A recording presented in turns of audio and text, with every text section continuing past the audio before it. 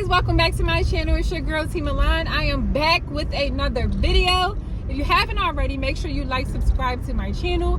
This channel is a place where we build a community where we are supporting other upcoming nail techs in the industry and other beauty professionals. So make sure you guys join in so you can catch up on my videos and see what's what. In today's video, this is a car chit chat.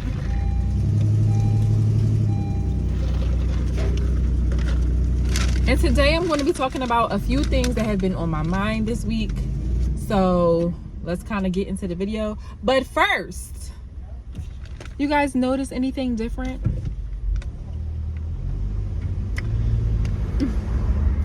For those that are new, probably don't notice, but for those that have been watching my video, I got new glasses. I'm so excited. I look so cute. I just left the I picked my glasses up today. I just left the hair salon, the Dominican hair salon. They put my hair in pin curls. I think I might just leave it like that. I don't know if I want to take them out today or tomorrow. I don't know.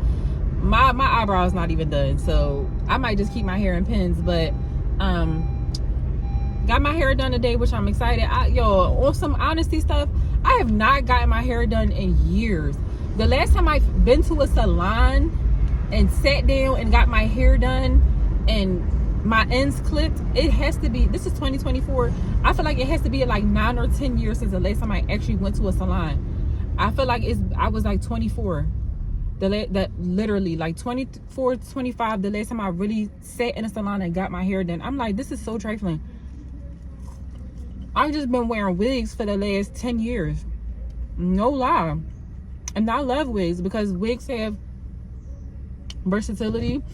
I don't have to color my hair. If I want a color wig, I just buy a color wig. It don't matter what style. I ain't gotta cut my hair. I ain't gotta buy no weave. I go to the hair store and get me a nice cute wig, style it up the way I like, wear it for a month, buy it again. But what I noticed by me wearing wigs so much, and the combs digging in, the comb of the wigs digging into the front of my hair, I'm noticing that the front is starting to thin out. And I'm like, you know what, let me really start taking care of my hair now. Enough with the wigs. Put the wigs down for a little while. It's finna be cold outside. It's about to be cold outside. Like, nobody really is outside. It's gonna be outside like this. So I'm gonna put the wigs down for a little while. I might pop them out here and there, but I'm gonna put them down for a little while. But anyway, yes, today is a beautiful day. Today is Saturday, October 19, 2024. It is about 72 degrees today. The weather is flip-floppy. Earlier this week it was kind of cold. Now it was kind of warm. But overall, it's still a good day. I feel good about myself, and I'm just really happy to be on YouTube right now talking to you people. So getting into the video, I have a special announcement. Guys, I have been wanting to do eyelash extensions for the longest. Now, I have been on and off with it throughout the years, right? So back in 2020, when I decided I wanted to be in the beauty industry, I wanted to do nails and I wanted to do lashes. That's always been the drawing for me, right? So I will honestly say I would pick up lashing, put down lashing, pick up lashing, like pick up learning it, teaching myself, self-teaching, put it down, pick it up, put it down. Same thing with nails. You know, that's why it took me so long to get to the level where I'm at, about 4 years to get to where I'm at, because of inconsistency. And then about 2 years ago, honestly, I really had to make a decision. What do I want to do and what do I want to focus on? Because I couldn't focus on both. Because I was living on my own, still had to work, still had to support myself, blah, blah, blah, blah, blah, blah, blah. You know, life was life, and I needed to really hone in and focus on one thing at a time. And I picked nails because I was so vested into it and had bought so many products for it. I picked nails. So now, fast forward, we are in 2024. I feel like I am in a comfortable space. I'm now in a comfortable space with nails that I can focus and hone on to something else and learn a new skill. Now, I have taught myself how to do lashing. At one point, like I said, I keep picking it up and putting down. At one point, I actually was practicing separation. I'm talking about eyelash extension, guys. Sorry. But at one point, I was practicing my separation. When I used to work at Amazon, so every time on break, I would sit down and I would have my fake lashes there, and I would practice separating and, you know, just putting the lash individual on the strand, making sure they're not sticking to each other and things like that. And I was doing that consistently every work day, every break, every half-hour break. I would sit there and do it. And it's so funny, like, even though I would only do it once, so I used to work 3 days a week at Amazon. So even though I would only do it essentially an hour and a half a week, it was improving me so much, to the point where my friend that would sit with me every lunch, like, he noticed. He was like, oh, you're getting fast at this, like, you're getting good at this. So it's like, it looked like you're picking up a little speed or whatever, like you're getting a little bit better. So, you know, I was a little bit consistent then, and then I fell off. But now here we are, 2024, October 19th, and I'm ready to dig back into it. I'm ready to be consistent with it. I feel like I do have a lot going on right now in terms of, like, I'm still trying to build my own clientele with nails. But however, I'm an overly ambitious person, and I love learning new things, and I love learning things that's going to make me money. So I'm going to enter back into my lash journey, and I'm going to be documenting that for you guys. Also, to add more onto my plate, I'm going to learn brows.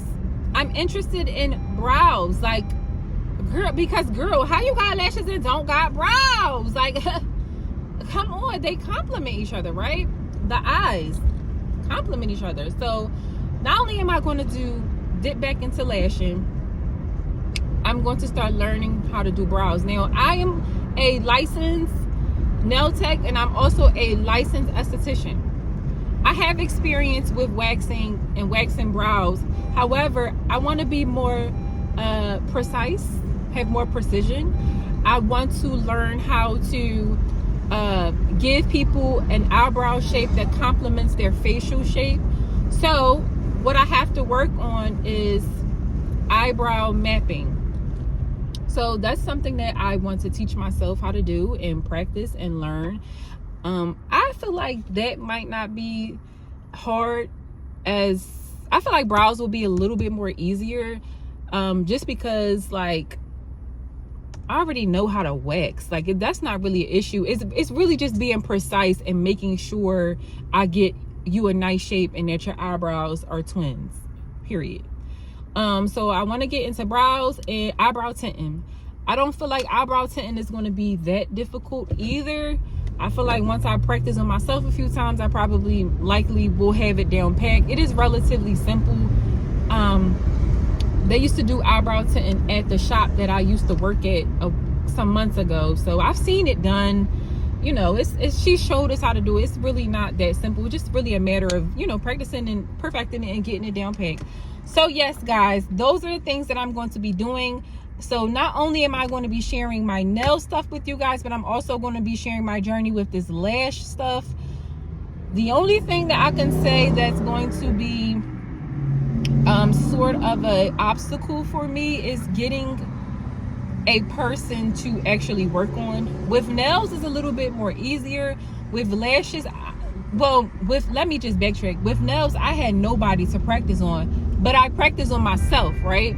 So that really helped me in the beginning stages. But now with eyelashes, I can't really practice on myself and see what I'm doing at the same time. You know what I'm saying? So I'm going to have to find models to work with. I know about a year or so ago, I tried to find models to work with, and it was hard. Like, nobody was really interested. So I think that's probably going to be an obstacle for me, but it's damn sure not going to stop me from it's damn sure one monkey don't stop the show. You hear me? It's not going to stop me from getting into lashes. You know, I had a conversation. There is a lash supply store here in Philly. I had a conversation with this girl in there because I love talking to other beauty professionals. I had a conversation with the girl in there, and she was saying how like girls come in there and they be on TikTok. She was like, she said, I'm confident you will do well in learning eyelash extensions. She was like, girls come, they see it on TikTok and they just jump into it and they just start doing eyelash extensions. And she's like, you know, if they can kind of make something of it, then you for sure can definitely do it. So I appreciated her encouragement, and it definitely built a sense of confidence in me. But like I said, I think my biggest obstacle is just really going to be finding models. Yeah, I'm game. I'm down for it. Point blank period. Because if it's going to make me money, I'm down for it. But I don't want to make it seem like this is the only reason why I'm doing it. I really do love lashes. Like, I've been doing my own strip lashes and wearing lashes since I was like 17 or 18. So give me 1 second, guys. I'm trying to get into my storage unit and I need my phone really quick, so I'm gonna turn the camera off and then I'm gonna come back. Okay guys, so I'm back. I had to go to my storage unit real quick, but as I was saying before I cut the video off, I'm really genuinely interested in lash extensions. Like, I love lashes. I've been wearing strip lashes since I was 17. I've always had a lash on, so I just feel like it's like a natural progression for me. It's like I said, it's something that I dibbled and dabbled with since 2020, and now that I'm in a good place with it, with the nails, I'm going to definitely move on to lashes and brows. And of course, I'm going to document my journey and post everything on YouTube. Of course, content, girls, ladies and gents, content. And also, I'm going to be learning how to do these things from YouTube. So just like I learned from YouTube how to do nails, and that was my start, that's also going to be my start when it comes down to lashing and when it comes down to eyebrows and eyebrow mapping. I'm going to start from YouTube. So you guys, don't sleep on YouTube. You don't always have to pay for a class. Like, I'm not saying don't pay for it, but sometimes, like, if you have an interest in something and you kind of just want to learn it and try it before you pay for something majorly, like a class or going to school for it, definitely hop on YouTube. Do your research, you know, on YouTube. See what other people are doing. See what other people are talking about when it comes down to this skill. If you are self-taught, sometimes it takes you longer to perfect it versus if you had if you actually took a class somewhere or actually really learned it. But yeah, I'm definitely going to be learning from YouTube. I'm definitely not afraid to admit it. I'm definitely going to be self-taught, period. And I'll pick up things as I go. Same thing with the nails. Like, learn from YouTube, picked up things along the way, picked up things from Instagram, watching other people's reels and videos. And it's going to be the same thing with lashing. I'm just going to pick up as I go, and hopefully I can get into a lash salon somewhere eventually down the line, possibly, maybe, I don't know. And they will teach you, you know, you really will learn. When you get in a salon environment, you really will learn how to work the craft. But yeah, that's it. I have more stuff that I want to talk about, guys, but so we're moving right along. To all my newbies, I'm speaking to my new business professionals, my new beauty professionals. I'm sorry, I'm speaking to my new beauty professionals, my new lash techs, my new nail techs, whatever. You just getting your feet in the business. You're trying to build your clientele up. People are starting to book with you. Make them pay a deposit. Make them pay a deposit. You know, I done watch YouTube videos where people talk about making people pay deposits and how they feel like, you know, they don't do it and they should enforce it. And I would sit there and be like, duh, dummy, until I became the dummy. Sometimes when you have a relationship with people, when you're close to people, they're your friends or whatever, you feel like they could just call you or text you, hey, I want to come in and make an appointment. Okay, and you jot them down and that's it. But yeah, make them pay a deposit, because it has happened to me where people have canceled and they didn't pay a deposit. As a service provider, we don't clock in and get paid for our time in that way. We get paid from clients. We get paid for our time, which is factored into that, but we get paid from servicing clients. So it doesn't matter if this is your sister. It doesn't matter if this is your mother. Oh, this guy is about to get hit. It doesn't matter who it is. I'm joking, guys, but seriously, make people pay deposits, because as you guys know, I have my own salon space that I'm renting out, and I don't really have clientele. I'm building up my clientele. But so far in the month, almost 2 months that I've had this space, I can't believe I've been in for almost 2 months already. In almost 2 months I've had this space, I've had 3 people book with me, and only 1 person actually showed up for their appointment. The other 2 people canceled the day of and they never rescheduled. It was next time, People will prioritize something. People pay attention to stuff. They'll prioritize. People learn when it costs them money, right? So if I would have made somebody pay a deposit, or if you make somebody pay a deposit, when the day come and they got other things going on, they'll probably prioritize their appointment because they put down money for it that they cannot get back. So you make people pay a non-refundable deposit. And I know it's hard when it's people you cool with, and it's like, oh, well, I know they're going to show up. They be the main ones that cancel on you last minute, the day of, an hour or 2 before the appointment. Oh, I can't come in because I'm not going to be back by this time. But you booked this appointment. I will never forget, and stupid of me, but this is very dumb of me, but the first girl that had booked with me, she like, I wanted my nails done for X, Y, and Z event, whatever, blah, blah, blah. I said, all right, cool. Well, when can you do it? I told her I only really work on weekends because I'm working full-time as an employee in a nail salon. That's how I make my money. And I've also, I run out of space on the weekend, whatever.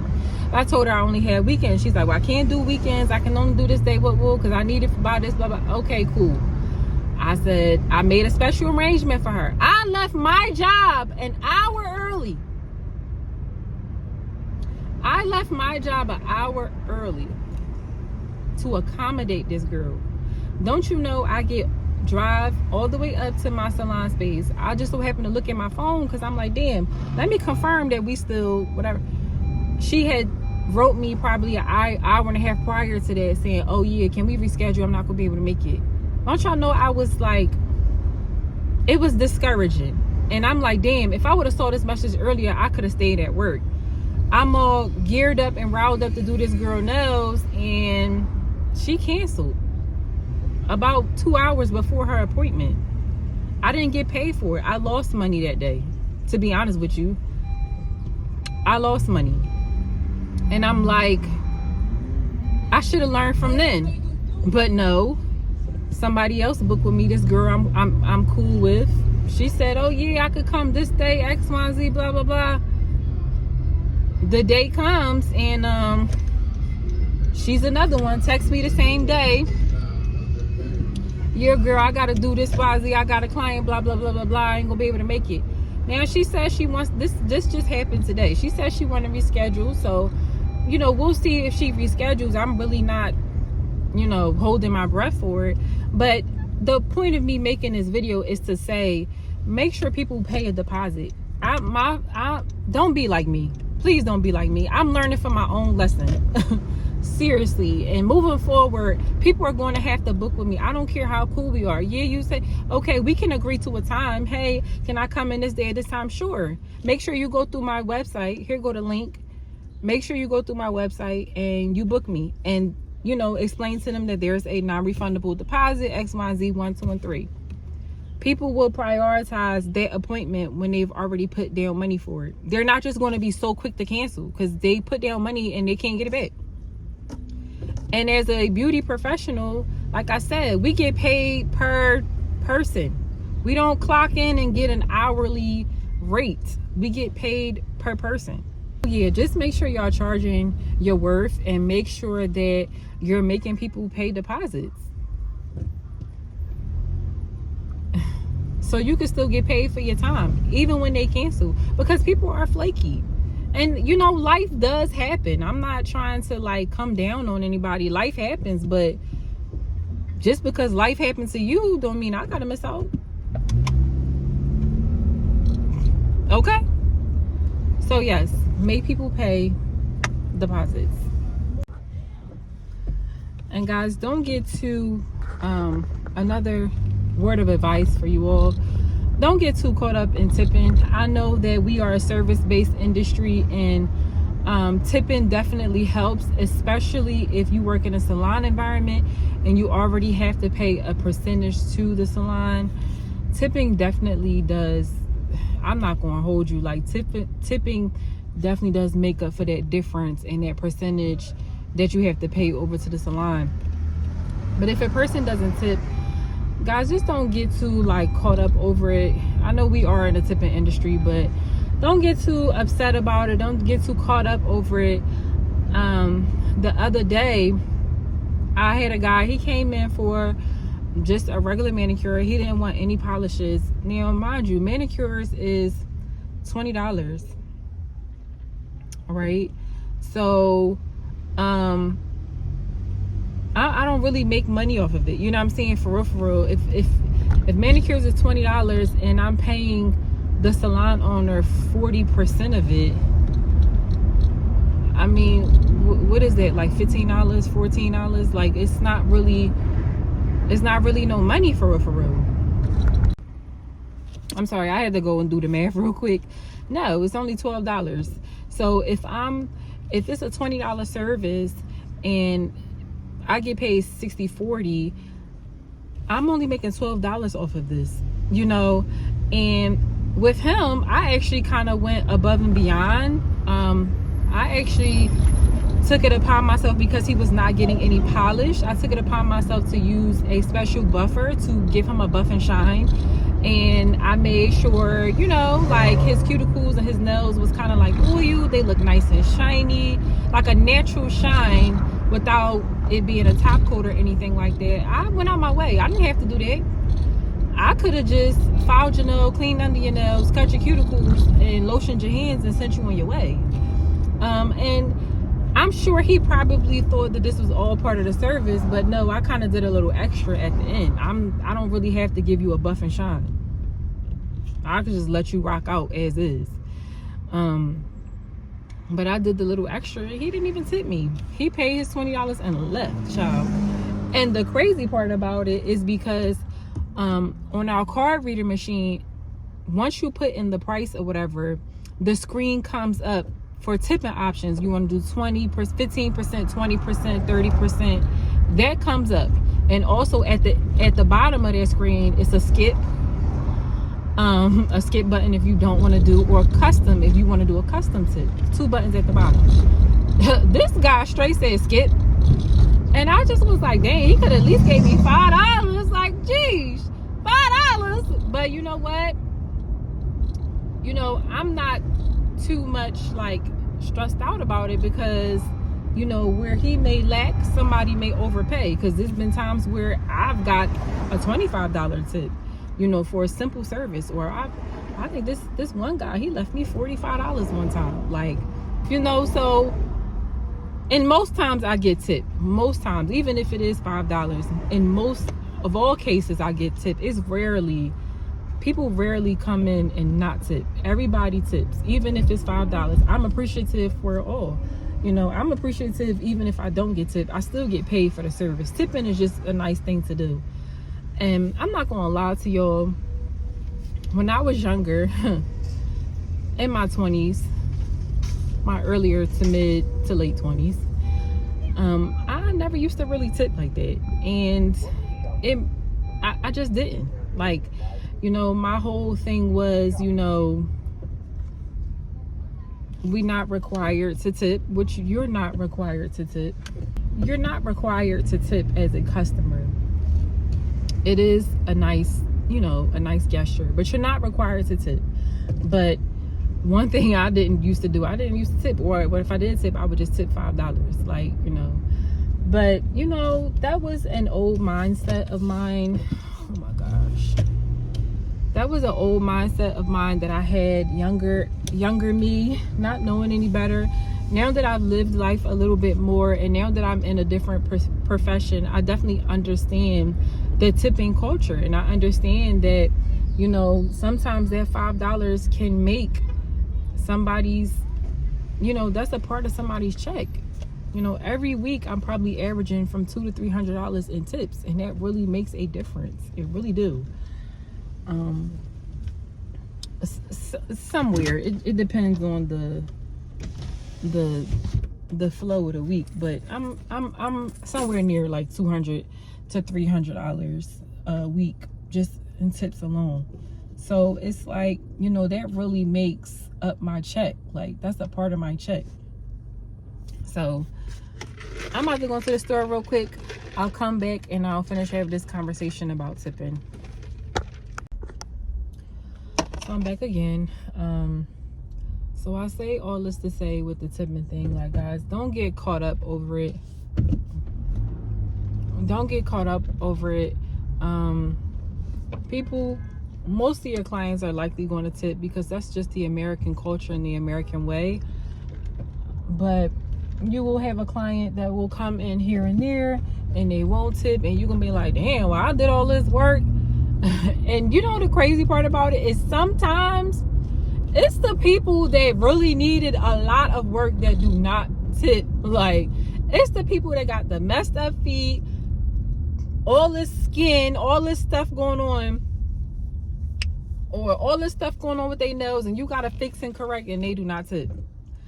So you guys, like, appreciate every client that comes in. Sometimes people may have a bad mindset like I used to have, or sometimes, you know, about tipping. And to some degree, I'm not going to lie to y'all, I still feel the same way, especially when it comes to restaurant workers. I know we get a little bit off topic, but when it comes to restaurant workers, they really don't make any money. Us as beauty professionals, we make money. We do okay even without tipping. If it's a consistent clientele, we do okay even without tipping. But like certain, like the restaurant industry, like them waitresses, like they really don't make no money. It'd be like $2, $1 an hour. Then they gotta share their tips with other staff, and sometimes they gotta pay the bar people out of their tip money. So, and they be stressed out when you don't leave them no tips. Like, tipping is nice. It's nice when people do it. We appreciate tips. Everybody appreciates something a little bit extra. But I just think that if you are at a point in your life where you really upset because somebody didn't tip you, like, they're not obligated to. So if it's make or break, if you living off of tips, like, it's make or break for you, you need to find another profession, because you shouldn't be grown and like relying completely on tips. Like, you need to find somewhere else where you're getting a steady paycheck so that you can make your bills and you're not stressed out because somebody tipped you or they didn't tip you.